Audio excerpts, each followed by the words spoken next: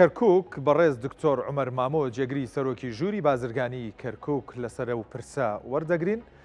کاک دکتۆر سڵاو لێبێت، ئەم کاریگەریەی کەرکووک بە دابەژنەکردنی موچەی هەرێمی کوردستان بۆ چیە گەڕێتەوە؟ بەڵێ ئەم کاتتان باش، ئەم کاتەی بینەرانی کورسات نیوز باش و یادی 50 ساڵی دامەزراندنی یەکێتی نیشتیمانی کوردستان لە هەمووان و لە هەموو هەواڵان و لاگرانی یەکێتی نیشتیمانی کوردستان پیرۆز دەکەین. بەڵێ بێگومان بەڕاستی ئەوەی کە ڕوون و ئاشکرایە ساڵی 25 من لە پێشوش راوتومە ساڵی 25 ساڵێکی قورسی دارایی و داهاتی و ئابووری و مالی دەبێت بە نسبەت عێراقەوە.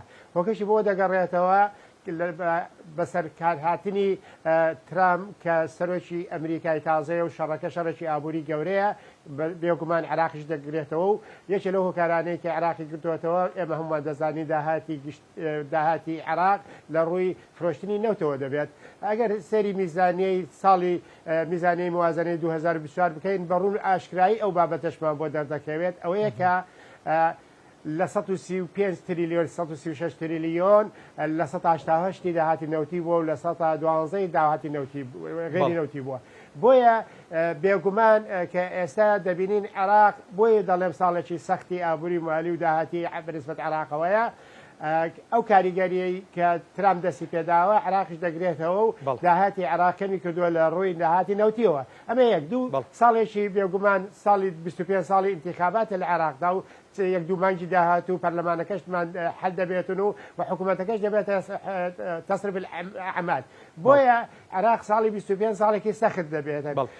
سەبارەت بە هەرێمی کوردستان، هەرێمی کوردستان ساڵی 2025 ساڵێکی چۆنە بێ بۆی؟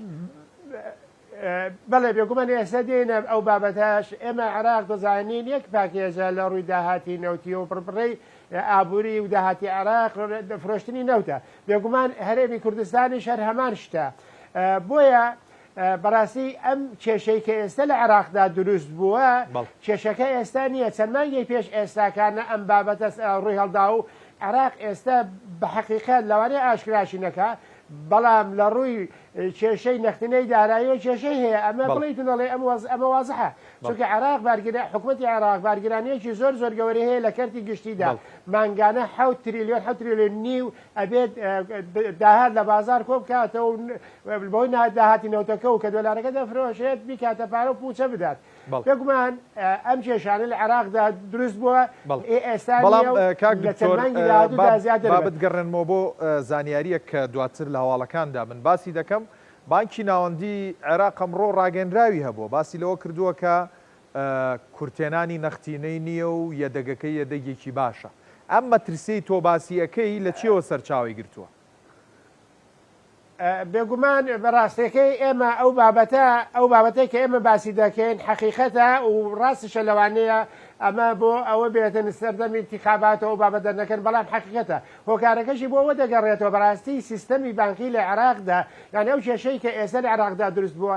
عێراق سیستەمی بانکی سیستەمێکی دواکەوتووە و سوودی لە تەکنۆلۆژیا و ئێستا نەکردووە، چونکە خەڵکی عێراق ئێستا بەسەر گەهنەکو ڕۆشنبیری سەیری بکەن لە بازاردا ئێمە کار بەکاش دەکرێت. یعنی ئەو ڕۆشنبیلای خەڵکیە ئەوەندە یعنی متمانەی بە بانکی عێراقی نییە.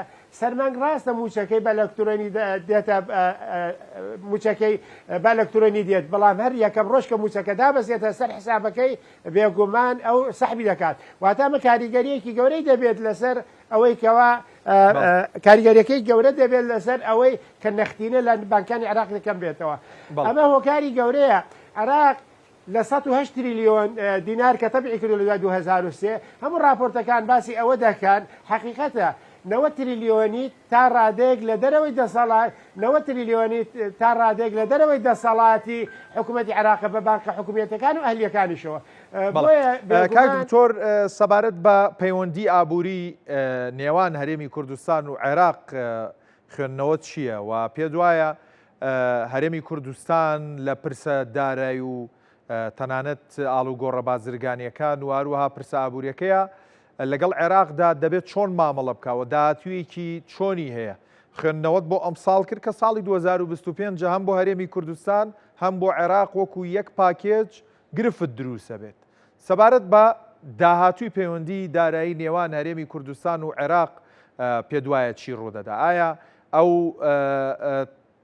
با بڵین تەنگەژەیی ترەمپ دروستی کردووە و کاریگەری لەسەر داهاتی نەوتە بووە لە جیهاندا، نرخی نەوت دابەزی هەرچەند ئەمڕۆ بەرزبوونەوەیەکی بە خۆیەوە بینیوە، ئەمە کاریگەریەکەی بەو جۆرە گەورە ئەبێ کە عێراق دووچاری قەیرانی گەورەی دارایی بکاتەوە، چکە ئێمە جارواشەیە قسە لەسەر ژمارەکەین و بانکی ناوەندی ئەمڕۆ دووبارەیەکەمەوە لە ڕاگەیەندراوێکدا باسی لەوە کردووە کە کێشەی نەختینەی نییە. ئایا هەرێمی کوردستان دەبێت چۆن مامەڵە لەگەڵم دۆخەداراییە بکات لە عێراق؟ واروەها ئەوەی کە لە عێراقدا هەیە بە بەردەوامی هەرێمی کوردستانیش پێی کاریگەرە بێت، یاخود نەخێر دەتوانین بڵین لە هەندێک پرسی ترە ڕەنگە ئابووری هەرێمی کوردستان لە عێراق دوو پاکێجی جیاواز بن. ئەم بابەتە خوێندنەوە چییە بۆیان و داهاتووی پەیوەندی ئابووری هەرێمی کوردستان و عێراق چۆن دەبێت؟ بەڵێ هەڵبەتە پێم وا بێت دکتۆر عومەر مامۆ گرفتێک تەکنیکی بۆ ئیتفۆنەکەی و پەیوەندەکەی دروست بووە کە گوێ لە دەنگ من نییە. من دەچمە لایە هەواڵی کە بۆم باسکردن سەبارەت بە بانکی ناوەندی عێراق باسی لەوە کردووە کە گرفتی دارایی نابێت. بانکی ناوەندی عێراق ڕایگەیاندووە خاوەنی یەدەگێکی باشی دراون هەم بە دینار هەم بە دۆلار و کێشەی کەمی نەختینەیان نییە.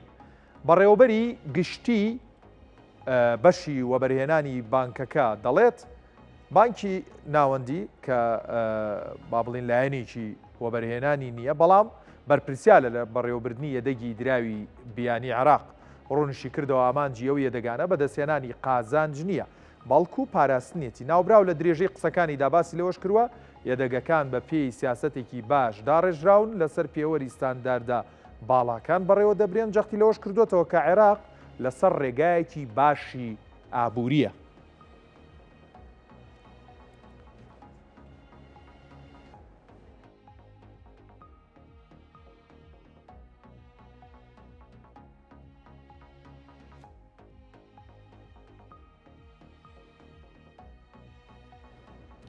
دکتۆر عومەر ئێستا دەنگی من باش دێت پرسیارەکەمت بۆ دووبارە بکەمەوە. پێشتر باست لەوە کرد کە هەرێمی کوردستان و عێراق یەک پاکێجن، ڕەنگە ئەمە کاریگەری لەسەر هەرێمی شەبێت.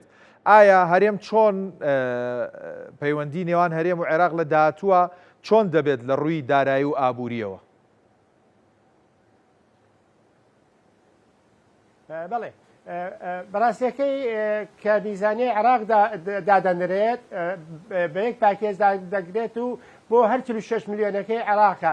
ڕاستە لە ڕووی ئیداریەوە هەرێمی کوردستان هەرێمێکی دانپێدراوە، بەڵام لە ڕووی ئابووری و داهاتەوە هەموو عێراق یەک پاکێج دەگرێتەوە کە ئەو میزانەی کە دانراوە مەسەلەن بۆ 23 و 24 و 25 کە 200 تریلیۆن بەسەرەوەیە، میزانەی عێراق ئەمەندەیە و هەرێمی کوردستانیش ئەو ڕێژەی خۆی وەردەگرێت کە لە 12.6 بوو، بەڵام ئێستا بە پێی ڕێژەی دانیشتوانەکەی کەوتۆتە سەری 104. بەڵام کێشەکەی عێراق ئەمەیە بەڕاستی ئەتیمادی کردە سەر دانانی میزانەی عێراق بۆ 3 ساڵ بە نرخی $70 نەوتی دیاری کردووە. ئێستاش نەوتی عێراق هەر ئەو کاتەس ئەو 3 ساڵە کە میزانی عێراق دانرا بە عەجزی واتەوە کورتهێنانی 6 تریلیۆن بوو. ئێستا نەوتی عێراق کە هاتوۆتە ژێر هەفتاوە لە زیاتر 6 تریلیۆنەکە بە سەروی هەفتا پڕکرایەتەوە، ئێستا زیادی کردووە. هەر دابەزینی هەر دۆلارێک نرخی نەوت لە خوار هەفتاوە ساڵانە تریلیۆنێکەکە ئەگەر بێتە $10 واتە $10 میلیارد لە داهاتەکەی عێراق کەمەکاتەوە. ئەمەش بێگومان وەکوتم کوردستانیش دەگرێتەوە و عێراقیش دەگرێتەوە. کاک دکتۆر بە کورتی وەڵامی ئەوم بەرەوە بۆ ساڵی 2026 پێتان وایە عێراق توانایەوەی هەبێ کە یاسای بودجە ئامادە بکە؟ چکە بەم دۆخەدارایی کە تۆ باسیەکەی ڕەنگە نەیپەرژێ یاسای بودجێ هەبێ بۆ ساڵی 2026.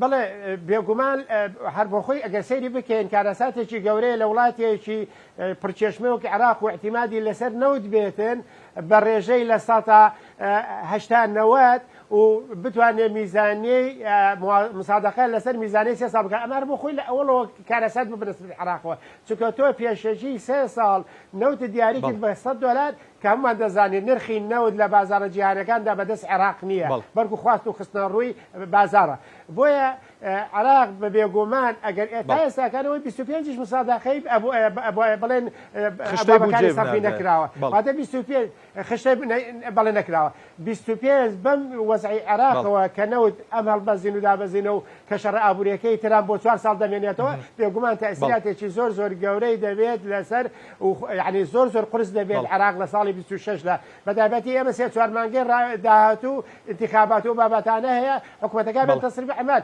ئەی چێ مەسەلەن میزانی ئامادە دەکات و لە پەرلەمانە و دێنێر بوو ساڵی 26 ساڵێکی قورستر دەبێت بە نسبەت عراقەوە بەڕێز دکتۆر عومەر مامۆ سەرۆکی ژووری بازرگانی کەرکووک سوپاس کە لەگەڵ مامبووی لە داهاتوودا دەرفەتی باشترە بێ گفتوگۆی زیاتر لەسەر ئابووری هەرێمی کوردستان و عێراقکەین.